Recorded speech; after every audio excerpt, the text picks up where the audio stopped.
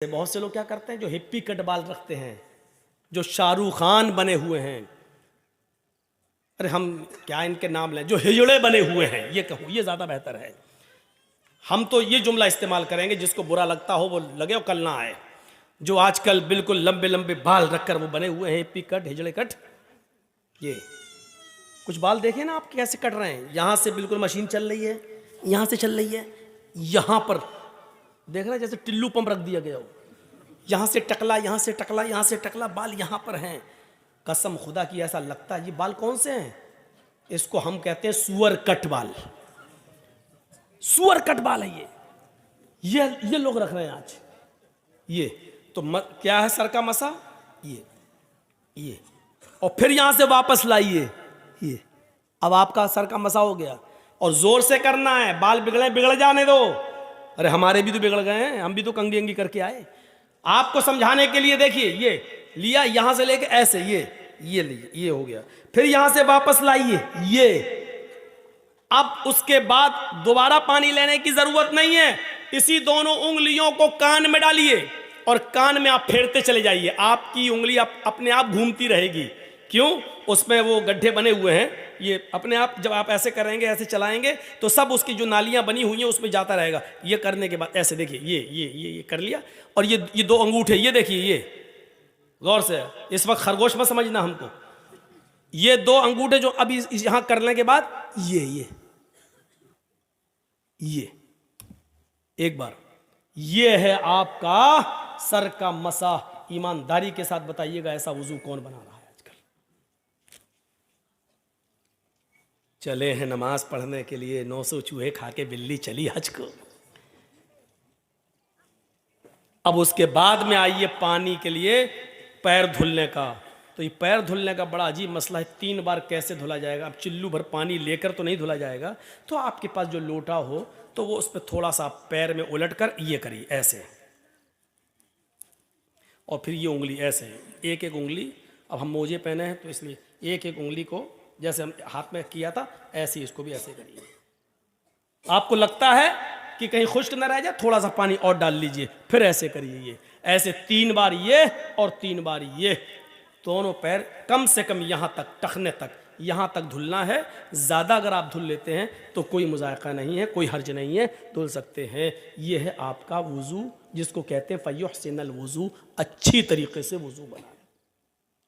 अब हदीस सुनिए, मा मिनकुम मिन अहदिन यतवज़्ज़उ फ़युहसिनुल वुज़ू थुम्मा यक़ूल, तुम में से जिसने वुज़ू बनाया और अच्छी तरीके से वुज़ू बनाया, और वुज़ू बनाने के बाद खड़ा हो गया, वुज़ू बनाकर फारिग हुआ, खड़ा हो गया, खड़ा होने के बाद जिसने ये दुआ पढ़ी, अशहदु अल्ला इलाहा इल्लल्लाहु व अशहदु अन्ना मुहम्मदन अब्दुहु व रसूलुहु, जिसने वुज़ू बनाने के बाद ये दुआ पढ़ी, इल्ला फुतिहत लहु अब्वाबुल जन्नति समानिया, ऐसे आदमी के लिए जन्नत के 8 दरवाजे खोल दिए जाते हैं। जन्नत के 8 दरवाजे इस आदमी के लिए खोल दिए जाते हैं।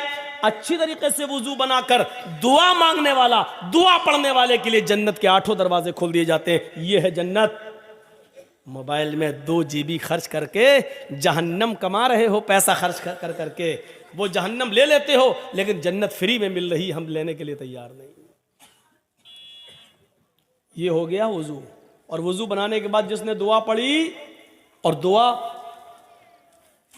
देखो, इतना सा बच्चा कुर्सी चोरी करके कहाँ भाग रहा?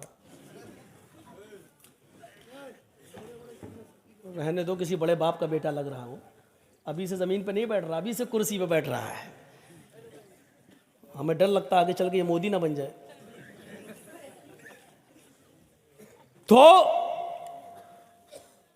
वुजू बनाया और अच्छी तरीके से वुजू, और वुजू बनाने के बाद ये दुआ, बहुत से लोग ये दुआ भी पढ़ते हैं, अल्लाहुम्मा जअलनी मिनत तव्वाबीन व जअलनी मिनल मुतताहिरीन। कोई हर्ज नहीं, पढ़ सकते हो, जायज़ है। लेकिन मुस्लिम शरीफ की हदीस में इतनी ही दुआ बताई जितनी मैंने पढ़ी है, अशहदु अल्ला इलाहा इल्लल्लाह व अशहदु अन्ना मुहम्मदन अब्दुहु व रसूलुहु। अगर इतनी दुआ पढ़ते हैं तब भी काफ़ी है, और यह हदीस सही है, मुस्लिम की है। तिरमिज़ी के अंदर अल्फाज की ज़्यादती है, अल्लाहुम्मा जअलनी मिनत तव्वाबीन व जअलनी मिनल मुतताहिरीन। आप पढ़ सकते हैं, कोई हर्ज की बात।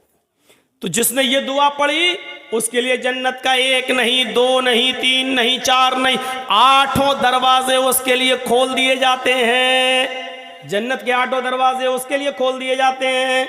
अब सुनिए, वुजू बनाया और वुजू बनाने के बाद दुआ पड़ी, उसके लिए जन्नत के दरवाजे खोल दिए गए। एक और हदीस इसी में जोड़ देता हूं। हजरत बिलाल रजी अल्लाह तआला अन्हु को अल्लाह के नबी सल्लल्लाहु अलैहि वसल्लम ने फरमाया, आए बिलाल मैंने जन्नत का दौरा किया, आए बिलाल मुझे जन्नत दिखाई गई, आए बिलाल जब मुझे मेराज हुई और मुझे जिब्रील ने जन्नत का मुआयना कराया, मुझे जन्नत दिखाई तो मैंने जन्नत देखी। जन्नत के अंदर हमने तुम्हारे जूतों की आवाज सुनी। आए बिलाल जन्नत के अंदर मैंने तुम्हारे जूतों की आवाज सुनी।